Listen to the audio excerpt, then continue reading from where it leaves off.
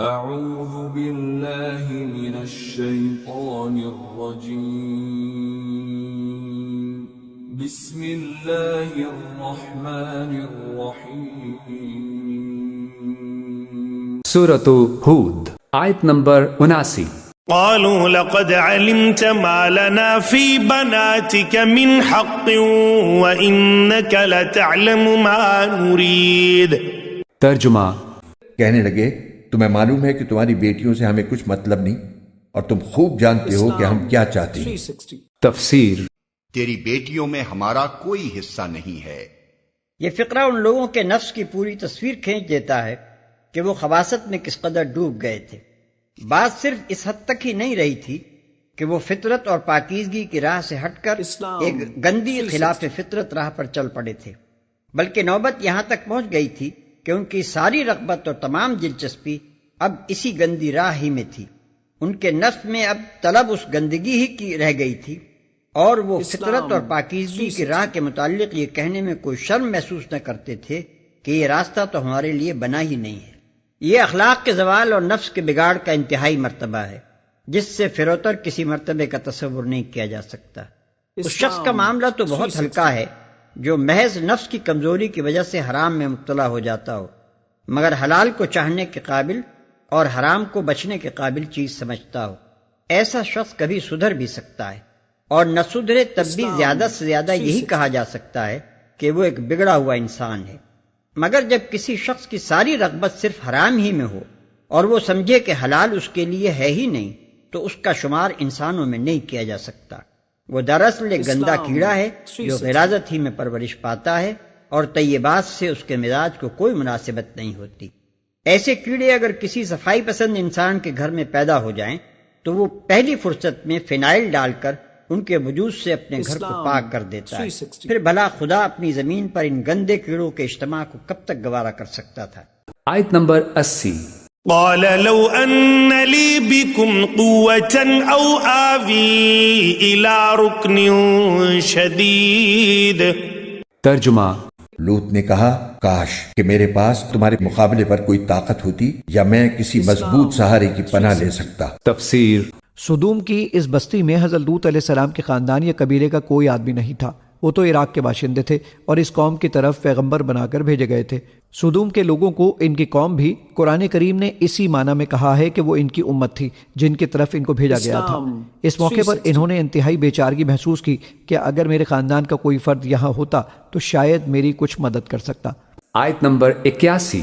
قالوا يا لوط إنا رسل ربك لن يصلوا إليك فأسر بأهلك بقطع من الليل ولا يلتفت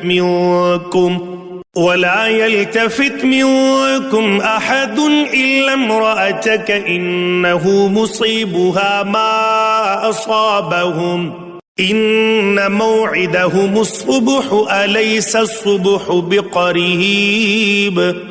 ترجمہ، اب فرشتوں نے لوط سے کہا اے لوط، ہم تمہارے پروردگار کے بھیجے ہوئے فرشتے ہیں، یہ کافر لوگ ہرگز تم تک رسائی حاصل نہیں کر سکیں گے، لہٰذا تم رات کے کسی حصے میں اپنے گھر والوں کو لے کر بستی سے روانہ ہو جاؤ، اور تم میں سے کوئی پیچھے مڑ کر بھی نہ دیکھے، ہاں مگر تمہاری بیوی تمہارے ساتھ نہیں جائے گی، اس پر بھی وہی مصیبت آنے والی ہے جو اور لوگوں پر آ رہی ہے۔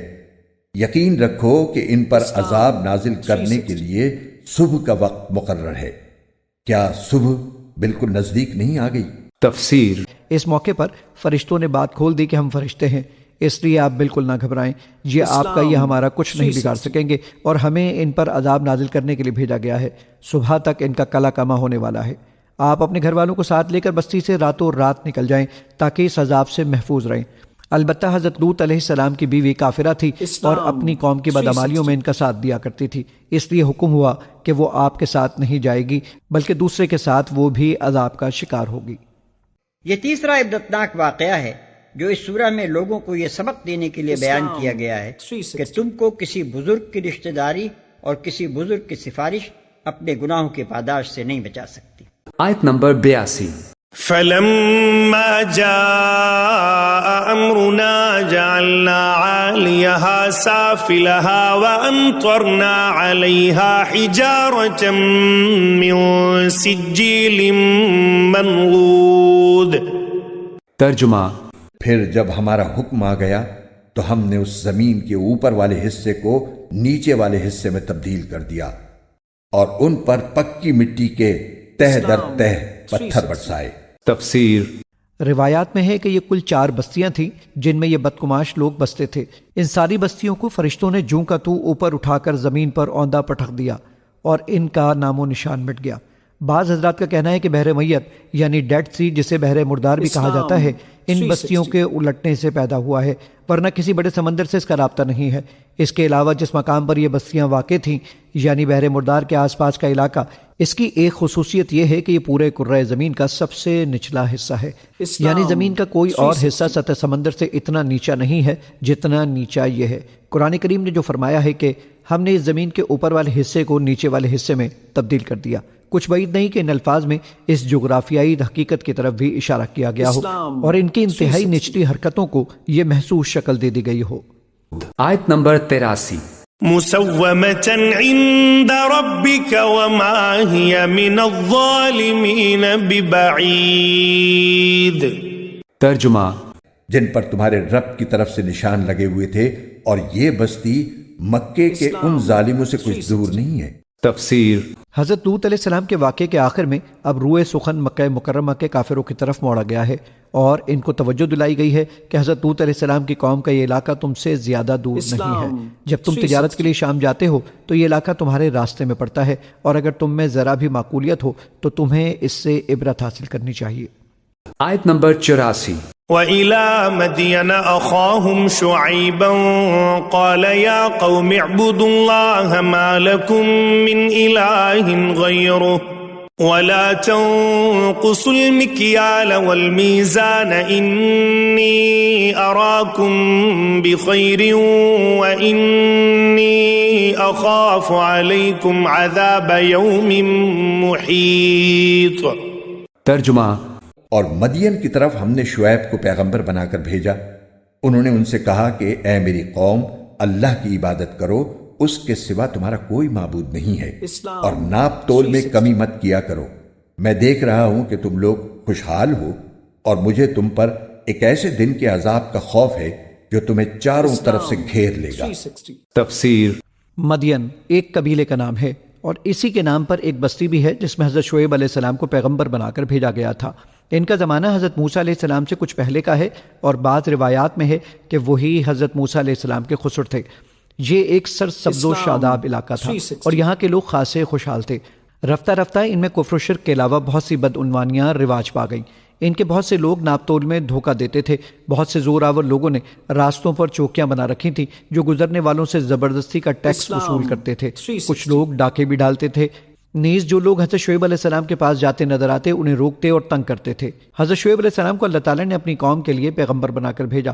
انہوں نے مختلف طریقوں سے اپنی قوم کو راہ راست پر لانے کی کوشش کی. اللہ تعالیٰ نے تقریر اور خطابت کا خاص ملکہ عطا فرمایا تھا، اس لیے وہ خطیب الانبیاء کے لقب سے مشہور ہیں. لیکن ان کی مؤثر تقریروں کا قوم نے کچھ اثر نہ لیا اور آخرکار وہ اللہ تعالیٰ کے عذاب کا نشانہ بنی. حضرت شعیب علیہ السلام اور ان کی قوم کے واقعات سب سے زیادہ تفصیل سے سورہ ہود آیت 84 تا 95 میں آئے ہیں اور اس کے علاوہ کچھ تفصیل سورہ شعراء آیت نمبر 177 اور سورہ عنکبوت آیت نمبر 34 میں آئی ہے اور سورہ ہجر آیت نمبر 78 میں مختصر حوالہ آیا ہے. حضرت شعیب علیہ السلام نے ان کی خوشحالی کا 2 وجہ سے خاص طور پر ذکر فرمایا. ایک یہ کہ اتنی خوشحالی کے بعد تمہیں دھوکہ بازی کر کے کمائی کرنے کی ضرورت نہیں ہونی چاہیے، اور دوسرے یہ کہ اس خوشحالی کے نتیجے میں تمہیں اللہ تعالیٰ کا شکر گزار ہونا چاہیے، نہ یہ کہ اس کی نافرمانی پر آمادہ ہو جاؤ. آیت نمبر 85. وَيَا قَوْمِ أَوْفُوا الْمِكْيَالَ وَالْمِيزَانَ بِالْقِسْطِ وَلَا تَبْخَسُوا النَّاسَ أَشْيَاءَهُمْ وَلَا تَعْثَوْا فِي الْأَرْضِ مُفْسِدِينَ. ترجمہ اور اے میری قوم کے لوگو، ناپ تول پورا کیا کرو اور لوگوں کو ان کی چیزیں گھٹا کر نہ دیا کرو اور زمین میں فساد پھیلاتے مت پھرو. تفسیر قرآن کریم نے یہاں جو الفاظ استعمال فرمائے ہیں وہ بڑے جامع ہیں اور ان میں ہر قسم کے حقوق داخل ہو جاتے ہیں. مطلب یہ ہے کہ جب تم پر کسی بھی شخص کا کوئی حق واجب ہو تو اس میں ڈنڈی مار کر یا تعویلاً کر کے اسے کم کرنے کی کوشش نہ کرو، بلکہ ہر حقدار کو اس کا حق پورا ادا کرو۔